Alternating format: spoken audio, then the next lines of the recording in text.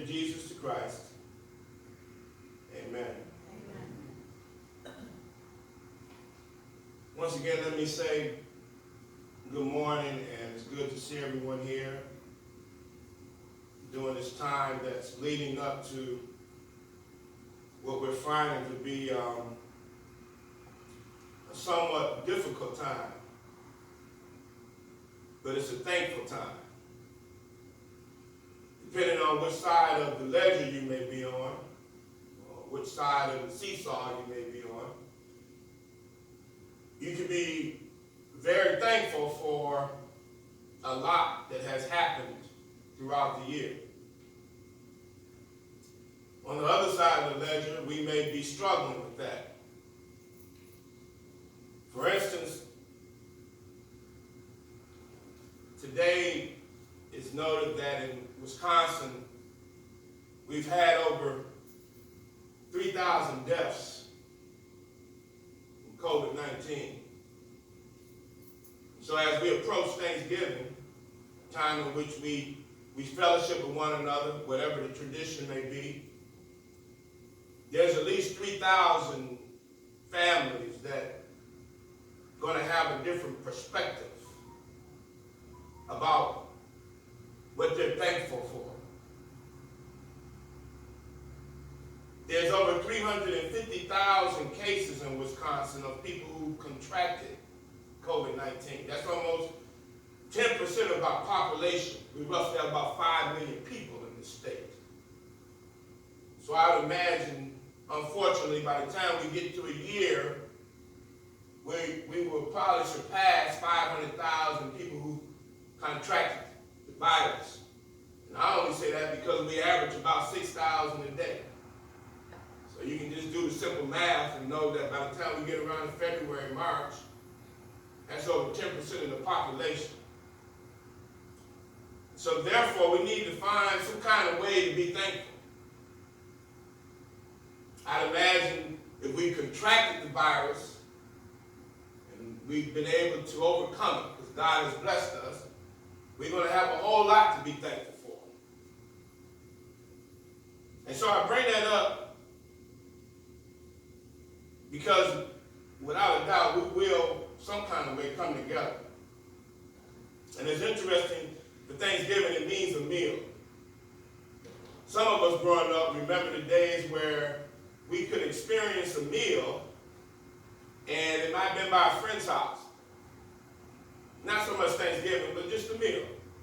There was a time where communities came together and, you had friends you grew up with. They say stop by and have a meal. You stay there, you play outside, you have a meal, and you sit down at the dinner table. And as you look at the dinner table, you notice that the macaroni is soggy, the peas are mushed, and the chicken tastes like wood. Somebody's going to catch that. But despite all that, I would suffice to say that there is a grace that's said at that table. Somebody blessed the food some kind of way. It may seem strange in this day because we eat so differently than when I grew up. Because when I grew up, I remember that I used to be filled with this feeling of intrepidation about having a meal. In particular, when I used to go by my uncle's house, God bless him, I would sit at the table with my two older female cousins who were like sisters to me. And at that time, we sat at the dinner table. Most of us over the age of 50 probably understand what a dinner table is. And I would feel a sense of intrepidation because my uncle was big on saying grace. And so each person had to say grace. And it would start with my uncle, and then it would move to my aunt and to my two older cousins. And as the time is ticking by, I'm starting to sweat because I know it's coming to me to say something. And I wasn't as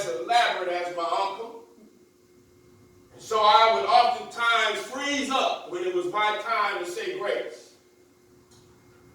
And my uncle would always kind of bail me out. He would just look to me and tell his baby nephew that Jesus' wept is sufficient. And so I would say Jesus wept as my form of grace. Fast forward to 40 years later, I would visit my uncle for Thanksgiving, and he graduated me. He would allow me at Thanksgiving to say the grace. He thought that it was important and that I had matured enough, that I held a certain level of respect in his mind, that the baby boy I see grew up, he's at a point now where he can say grace for everybody in the house. And I thank him for that. He gave me the courage to speak out loud about what God has done. So in today's text, in the Gospel of St. Mark, the text segment is chapter 6, verses 34 through 44. They're going to read quick and easy. The title this morning for today's sermon is called, Don't Forget the Leftovers. Don't forget the leftovers. We're going to pick up at verse 34. Actually, verse 30 helps us to understand that Jesus and the disciples was leaving from amongst the people. They were tired, and Jesus told the disciples, go find a private place to go restore yourselves. And so they went out onto the water and was trying to go to another side to some land to get away from the people. But the people started following them. They noticed where they were going. And so Jesus is getting off this boat with the disciples onto the land. And this is where the scripture picks up at verse 34. I'll read to you out of the New Revised Standard Version. It says this. As he went ashore, he saw a great crowd, and he had compassion for them, because they were like sheep without a shepherd.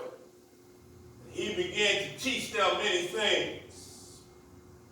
Jesus, his inward feeling towards the community of people, towards the crowd of people, he identified with them as people who were in need of leadership. The crowd of people were being taught by Jesus Christ. He took this time, even though they're tired, he's demonstrating leadership. And he's teaching the people at this time. 35 and 36, it says that when it grew late, his disciples came to him and said, this is a deserted place, and the hour is now very late. Send them away so that they may go into the surrounding country and villages and buy something for themselves to eat. Jesus, the Christ, is engaged with the people who need teaching and leadership. This is what he's functioning. This is what his ministry is about. He's teaching the people. He's demonstrating leadership to the people. And the disciples are concerned about the time of the day. The disciples are concerned about that the location is in a deserted, a desert place. The disciples are concerned about the people needing to go buy themselves something to eat. That's what the disciples are concerned about. Jesus is indicating one thing, but the disciples are indicating something else. So on this day, how many of us are concerned about interrupting others when they're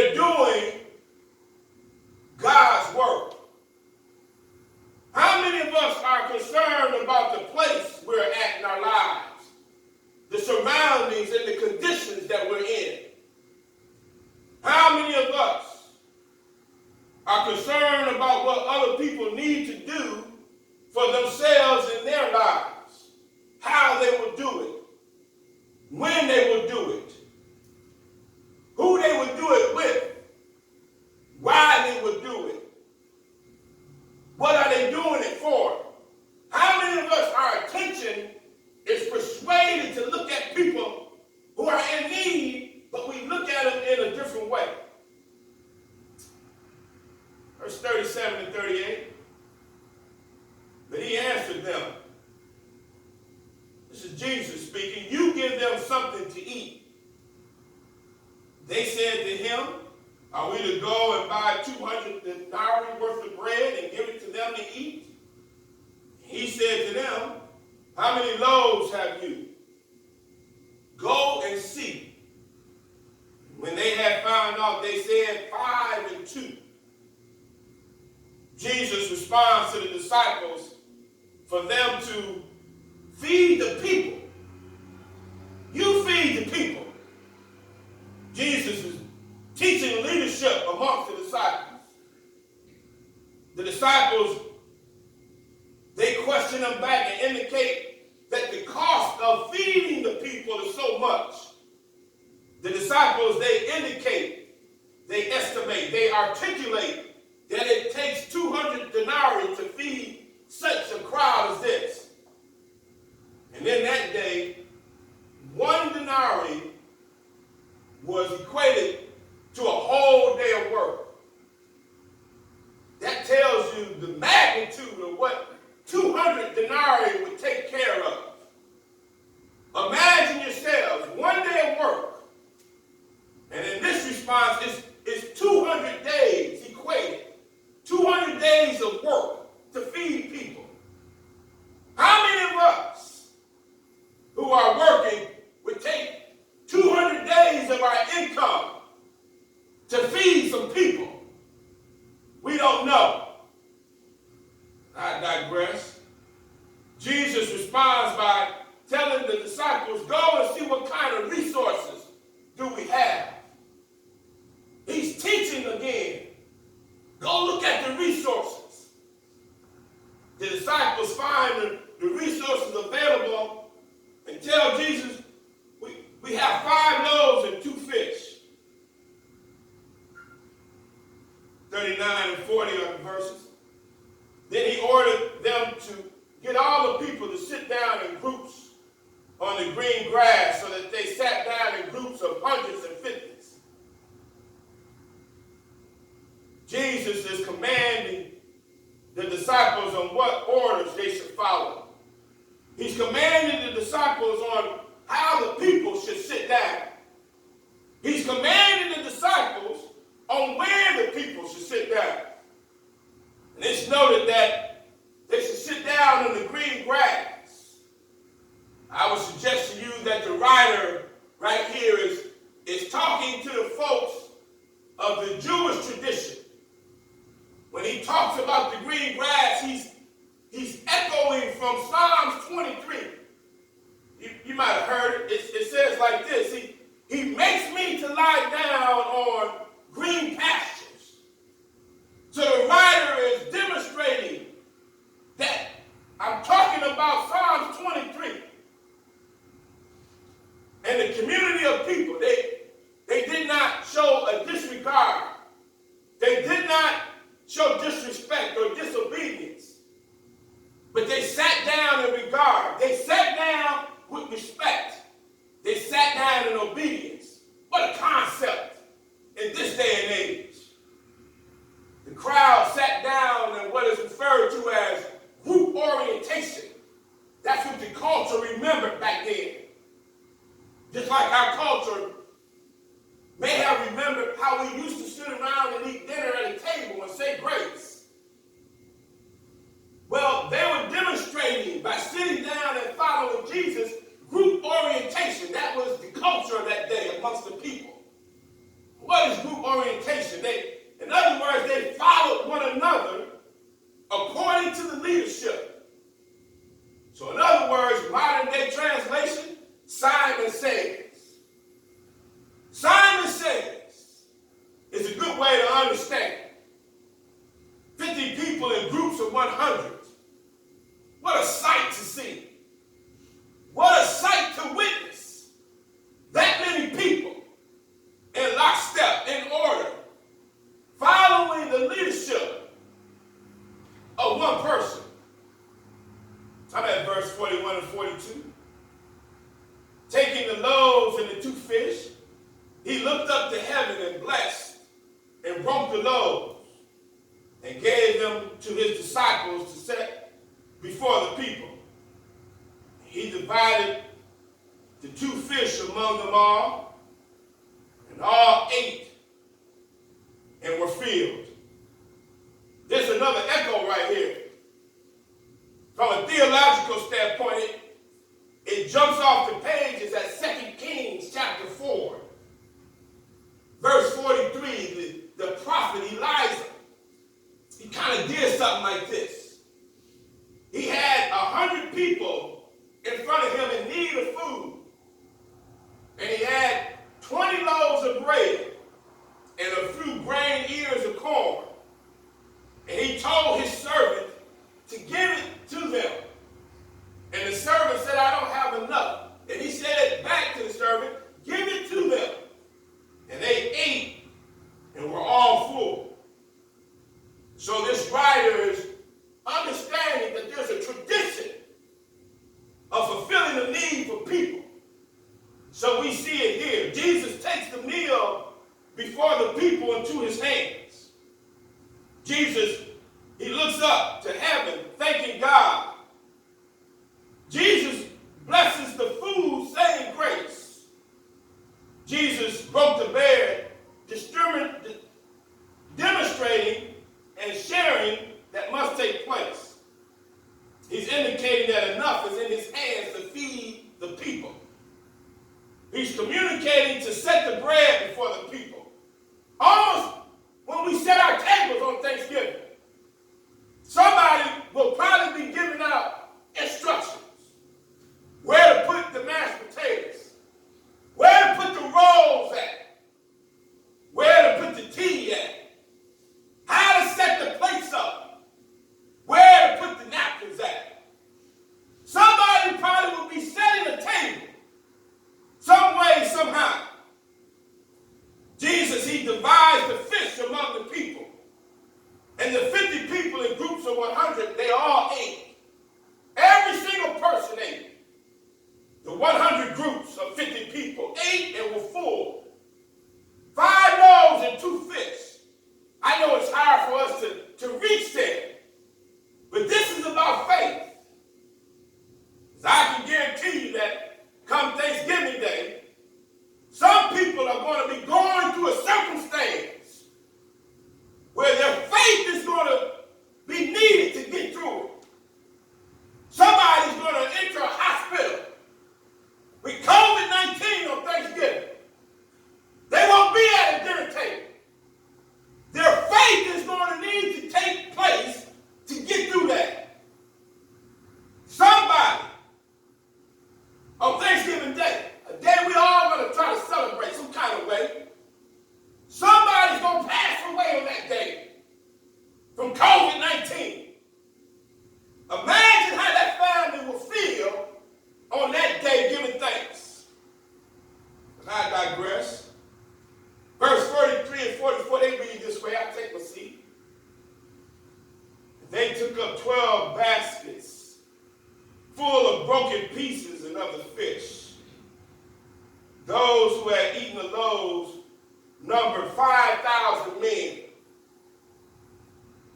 Mark is real intentional with the 5,000 men because he tells us they ranks them for 150.